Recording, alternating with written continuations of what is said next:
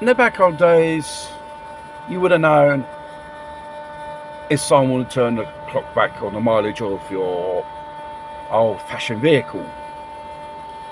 These days, with the era with electronics and computers, this is a little bit more difficult for common mortals to do. Regarding electric cars, Tesla has this ingenious way to electronically put forward the kilometers of the vehicle or mileage of the vehicle has done to avoid carry out any warranty repairs on the vehicle. So it's all electronically done. Fair enough. If you would have done 20 kilometers inside probably on the dashboard would appear 20, it would appear 40 or 45 kilometers. And some consumers, owners of these vehicles, had discovered it's not just an isolated case. It's becoming a growing phenomenon, this setting the clock forward. So Tesla, to avoid the paid or carry out warranty repairs, since they say, listen, because the warranty is on the kilometers which your vehicle does, and there seems to be a class action.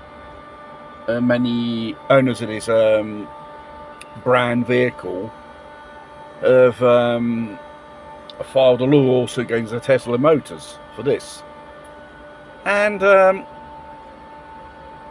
if they can do it on their EVs on Teslas, so it's possible to do it on other EVs of other brands, seeing these type of vehicles, they have their certain technical issues.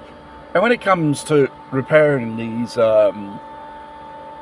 vehicles, they're very, very expensive to repair. And the cock-ups which these car companies have done on these cars, they don't want to avoid paying out,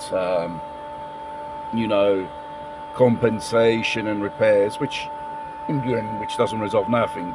You're lumbered with the same problem at the end of the day, and you're stuck with this car. And most of these people, probably without realising, will have to carry out costly repairs on these vehicles, and it will come out of their pockets.